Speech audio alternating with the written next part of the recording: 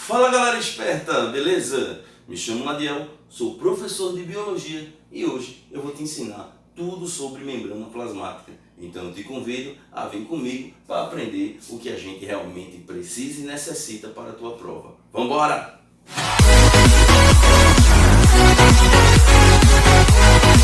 Bom, fera, membrana plasmática, a primeira coisa que a gente precisa saber é que ela está presente em todas as células, seja aquela célula conhecida como procariótica ou procarionte, que é representado normalmente pelas bactérias, tá? Pelas algas azuis, pelas cianofícias, enfim.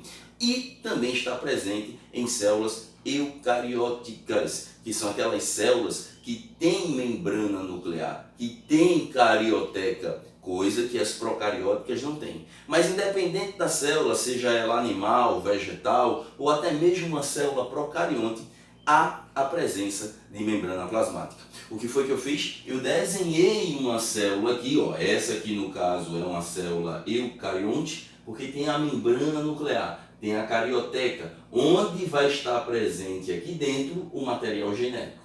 Mas enfim, o objetivo da aula é toda essa estrutura que está achurada em preto. É justamente essa estrutura aqui que a gente conhece como membrana plasmática, certo? Ou membrana citoplasmática. Foi o que eu fiz? Peguei e ampliei e coloquei ela aqui. Veja que coisa linda é a nossa membrana plasmática.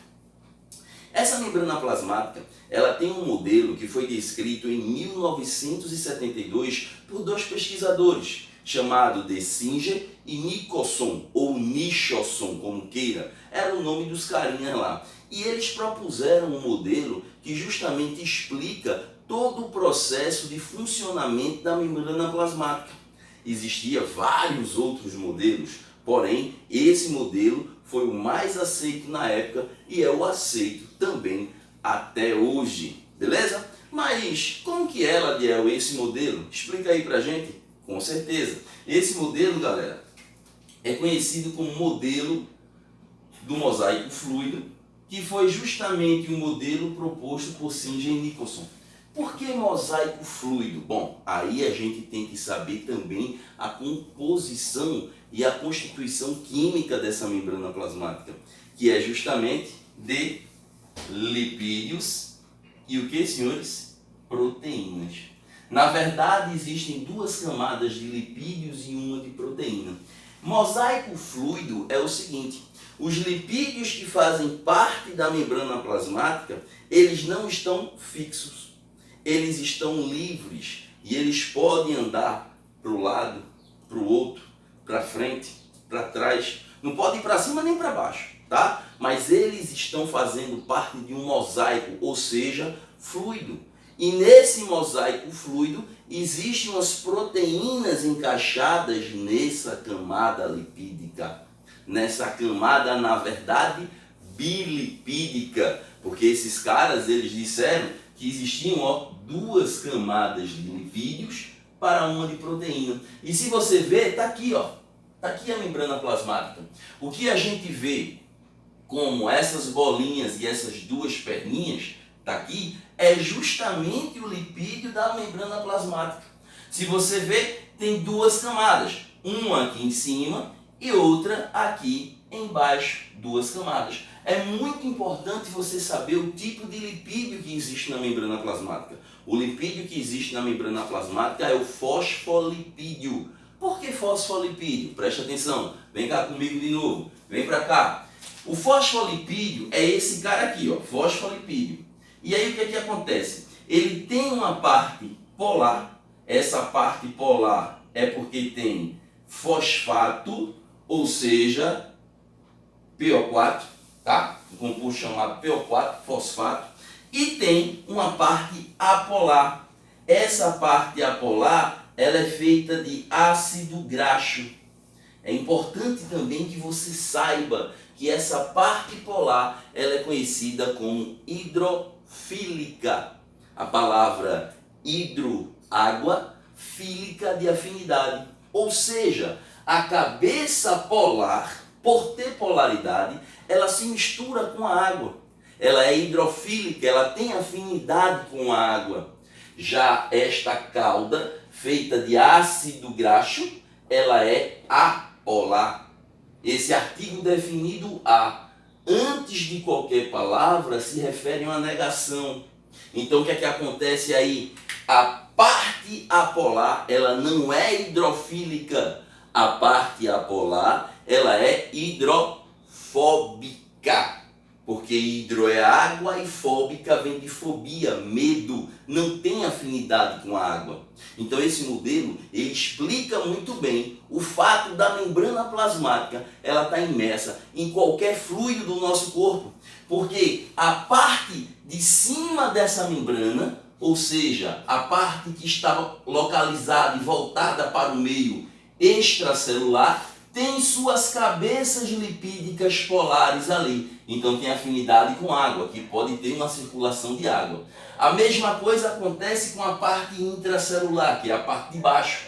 Veja que as cabeças polares, as regiões hidrofílicas, aquelas que têm fosfato, estão voltadas para dentro da célula. Ou seja, aqui também pode circular livremente água. Mas como você pode perceber também, a membrana plasmática, ela não é somente formada por lipídios do tipo fosfolipídio.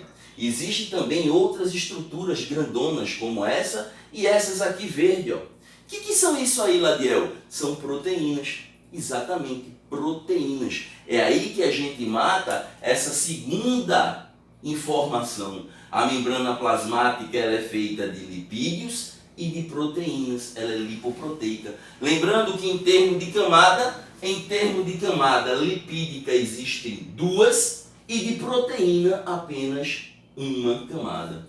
Senhores, essas proteínas, elas podem ser de dois tipos.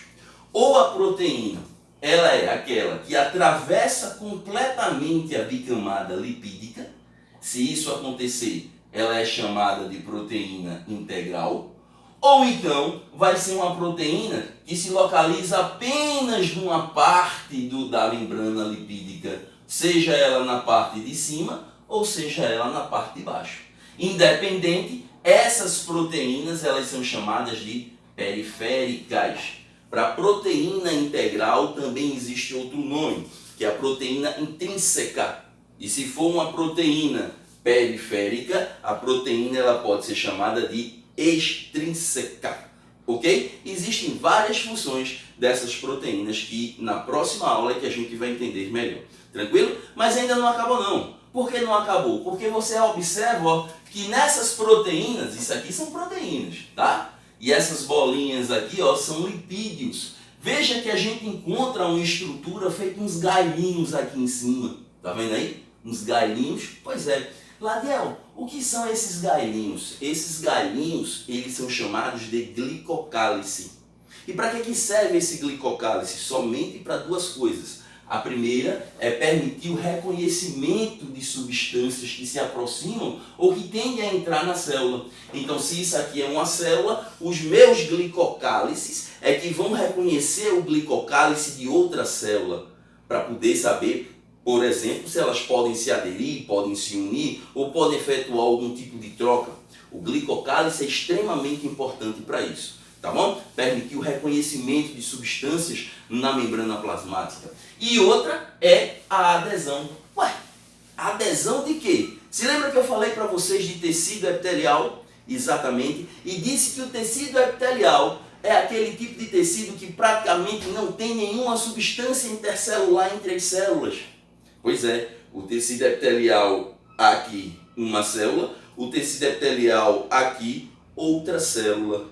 Os glicocálices dessas células estão se tocando e ao mesmo tempo permitindo, querendo ou não, uma adesão entre essas células. Então, quando se fala de substância intercelular em tecido epitelial, normalmente é o glicocálice dessas células que estão ali presentes. Esse glicocálice, ele é feito de uma substância chamada de glicídio, é um carboidrato. Se, por exemplo, esse glicocálice fera ele estiver presente em uma proteína, ele vai ser chamado de glicoproteína. Já se ele estiver presente em cima de um lipídio, ele vai ser chamado de glicolipídio. ok? Bom, eu queria apresentar para vocês outra estrutura que a gente tem na membrana plasmática. É justamente essas coisinhas rosas que aqui existem, ó lá. E essas coisinhas rosas se chamam o que, galera? Colesterol. Exatamente. O colesterol presente na membrana plasmática. Ah, Ladiel, tem colesterol na carne? Porque a carne é feita de células, é um tecido feito de células, já sim que tem colesterol na carne, evidentemente. E esse colesterol, Ladiel, não é aquele que faz mal? Bom, o colesterol que faz mal, ele é chamado de colesterol LDL, Long Density Lipoprotein. Esse faz mal porque entope nossos vasos sanguíneos. E existe o colesterol bom, que é o HDL, que vai lá e arranca esse cara e leva para o fígado fazer a metabolização dele. Esse colesterol que nós temos aqui não é o LDL ou o HDL. É um colesterol que ajuda a sustentar a fluidez da membrana plasmática. Porque eu disse a vocês agora há pouco que a membrana plasmática ela é fluida. Os lipídios, por exemplo, eles estão soltos. Essas proteínas, elas podem ir para lá, elas podem ir para cá, elas podem se movimentar livremente na membrana plasmática. O colesterol vai dar uma certa resistência a essa fluidez, dizendo, ei, vamos brincar, vamos se mexer, beleza, mas muito não. Vamos maneirar. Então esse colesterol, ele ajuda a controlar essa fluidez da membrana plasmática. Legal, né? Mas você sabe que, em termos de membrana plasmática, uma coisa que pode ser muito cobrada na tua prova é justamente uma das funções que ela exerce. Uma das funções que ela tem, que é justamente essa aqui, galera. Na minha opinião, não. Em toda a biologia relacionada à membrana plasmática, a permeabilidade seletiva dela é uma característica extremamente importante. Por quê? Porque a célula ela é considerada como o porteiro. Olha o que eu coloquei, ó, porteiro. A célula é considerada como porteiro, exatamente.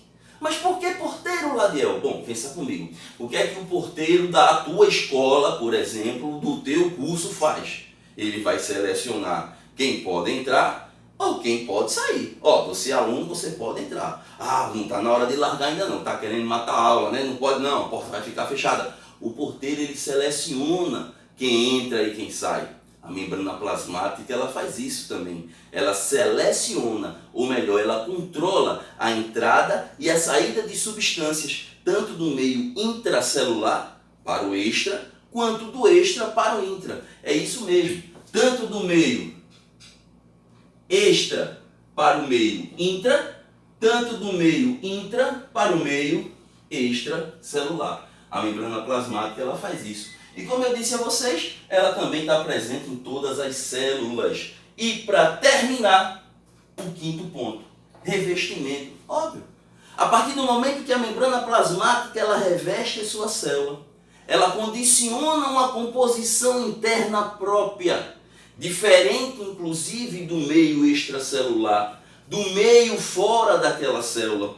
Então, revestimento é extremamente importante, está presente na membrana plasmática, está presente na célula, pela membrana plasmática.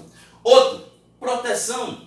Tudo bem, embora a membrana plasmática ela seja muito fina, você só consiga vê-la com o auxílio de um microscópio eletrônico, tá certo? A proteção que ela exerce na célula é constante, porque querendo ou não, é uma barreira ali presente. Tranquilo? E outra, a membrana plasmática ela tem umas composições internas chamadas de citoesqueleto que ajuda a sustentar essa membrana e dar uma proteção maior. Mas eu vou falar de citoesqueleto para vocês em próximas aulas, ok? E por fim, selecionar substâncias. Esse ponto de selecionar substâncias eu já falei para vocês aqui, ó, em permeabilidade, porque ela é quem vai selecionar se a substância deve entrar dentro dela ou não. Beleza, galera? Agora o que a gente vai estudar é justamente esse transporte que as células têm. O tipo de transporte através da membrana, que pode ser um transporte passivo, sem gasto de energia, e pode ser um transporte ativo, ou seja, com gasto de energia. Mas isso eu explico para vocês já já. Antes de mais nada, vou deixar à vontade para vocês tirarem aquele print e estudar legal para a tua prova. É isso aí, galera, então valeu, eu espero que tenha gostado. Se sim, dá um cliquezinho aí, clica no gostei, se inscreve no canal e espalha esse vídeo à vontade, porque esse projeto ele é muito humilde, mas tem muita vontade de fazer você se dar bem. Valeu, grande abraço e a gente se vê. Até a próxima.